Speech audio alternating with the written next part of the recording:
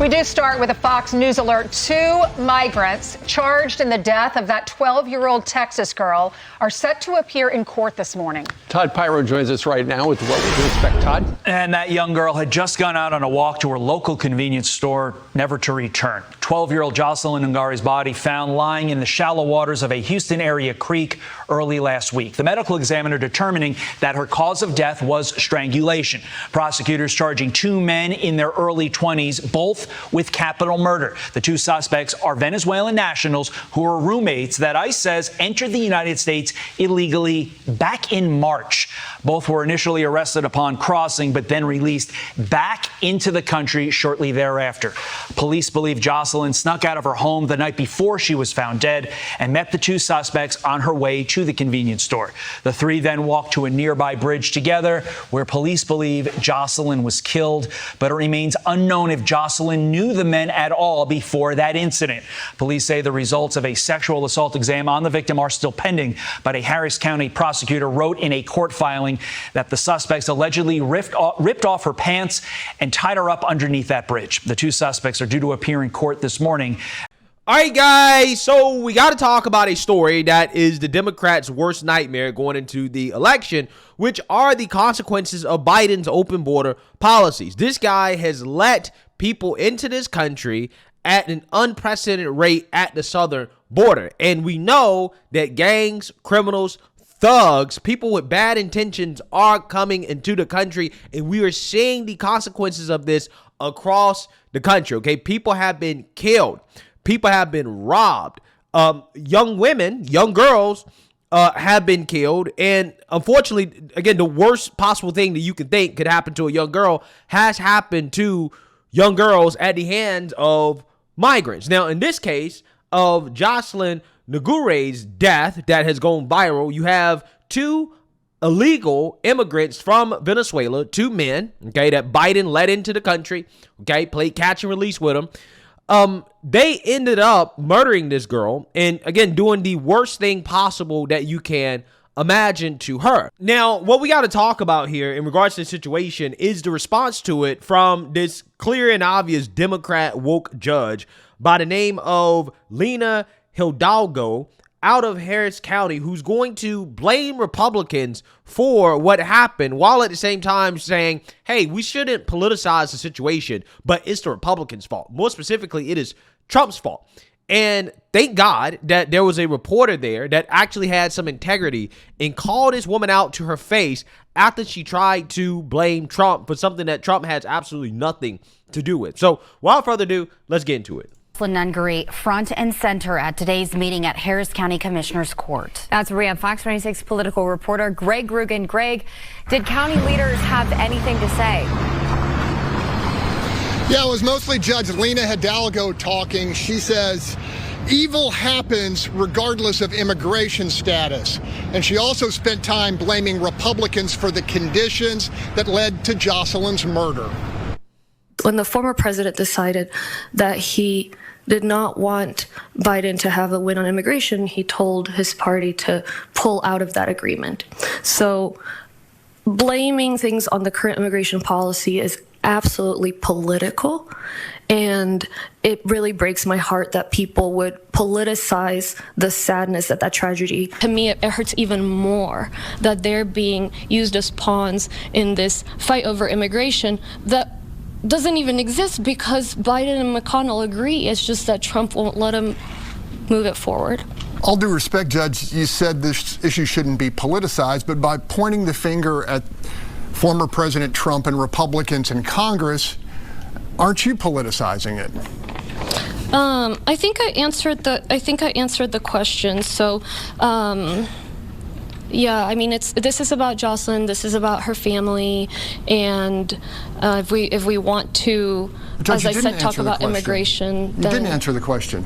Are you politicizing this by pointing the finger at Republicans and saying it's their fault, not the fault of the Biden administration that lifted the Remain in Mexico policies?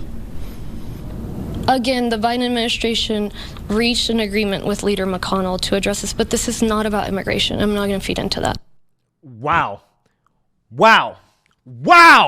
Okay.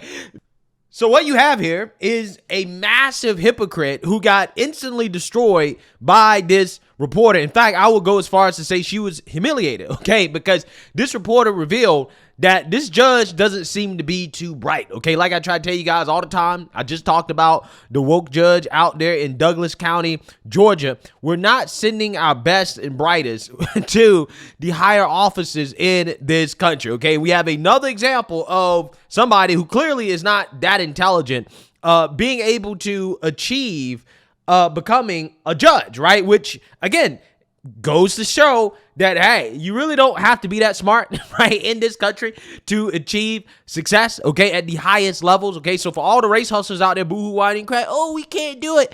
The white man is holding me back.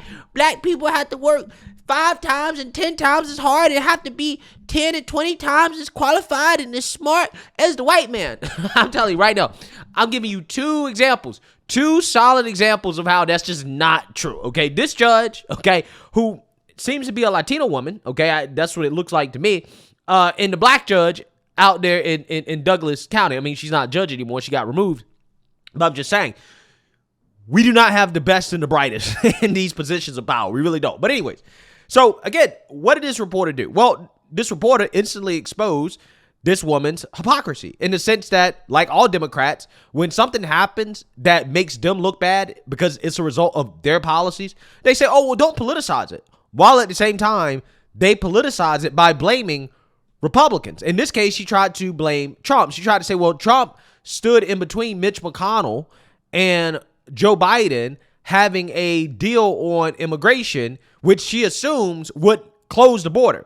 And that's just simply not the case, okay? Because the main reason why that deal was a bad deal and Republicans didn't agree to it is because it did not close the border. It did not go far enough, okay? And Republicans should not have to sit here and negotiate with Democrats who have shown time and time again that they have no clue what the hell to do when it comes to the border and handling the crisis. Republicans, they have a bill, which is the Secure the Border Act, to actually secure the border. Anything less than that is a no-go, okay? So it's actually Democrats' fault because they didn't want to agree with the Republican solution. Democrats don't have a solution. They don't want to close the border, okay? Evidence by the fact that Joe Biden, during the Democrat primary of 2020, told the illegal immigrants to come into the country. So did Kamala Harris. They said, hey, you have a right to seek asylum here. You have a right to come to this country. You have a right to be here. And they showed up the first day that Biden was inaugurated at the border with their Biden-Harris T-shirts, right? And their paraphernalia.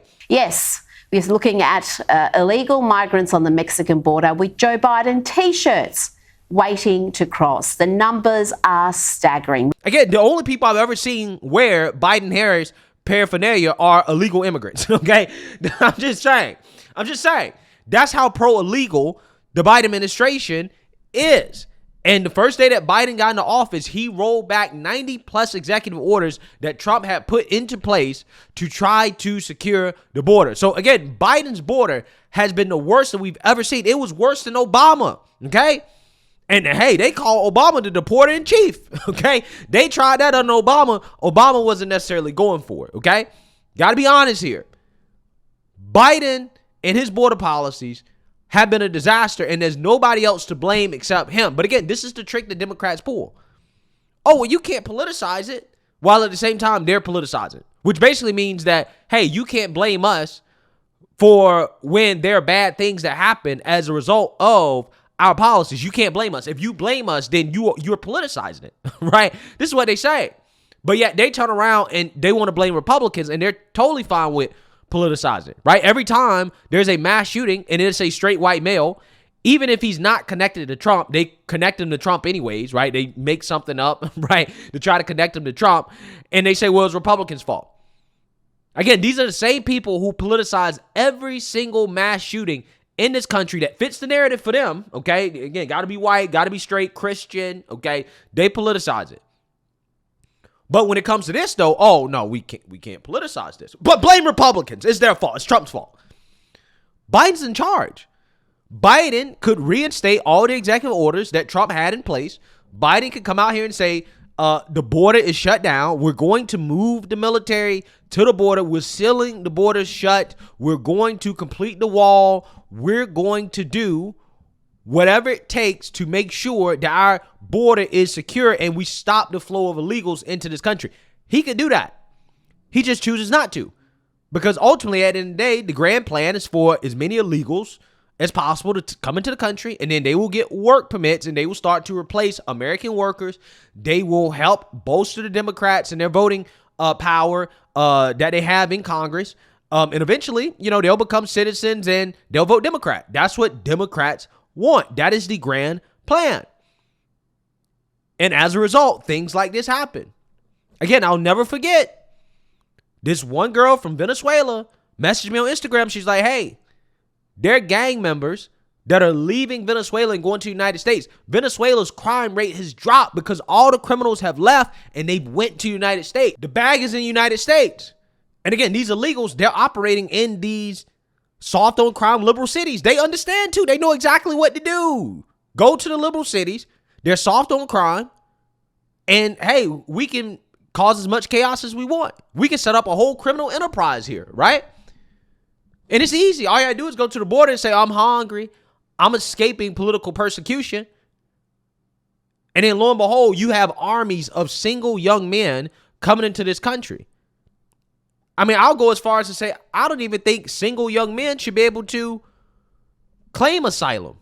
If you're escaping political persecution, if your country's messed up, hey, you got to go fight for your country, big dog. I'm sorry. I'm just saying that is the rite of passage, historically speaking, for young males is to fight for your country. If your country in turmoil, you don't flee, you fight. Okay. That is typically what young males are required to do. But for whatever reason, okay, we're treating these males as if, again, they're victims. And it's like, nah. That's not how it works. Okay. That's not how it works historically. Again, I guess we're living in different times. Okay. But regardless, again, the Biden administration, the asylum seeking process system is being taken advantage of by these illegals, and Biden is letting it happen. And he could stop it. He could shut it down, but he just refuses to do so. So yes, every time there is a death of an American citizen, of anybody really in this country at the hands of an illegal immigrant, blood is on Biden's hands. Isn't that how it worked during the pandemic when you guys blamed COVID on Trump? Oh, every COVID death is Trump's fault. Okay, cool. The pendulum always swings the other way in politics, guys. You want to play that game? Okay. Every death that happens as a result of an illegal immigrant coming into this country is Biden's fault. Biden has blood on his hands. Oh, y'all don't like that game.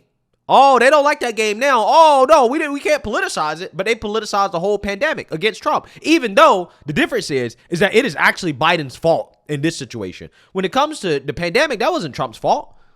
They wanted to blame everybody except China, right?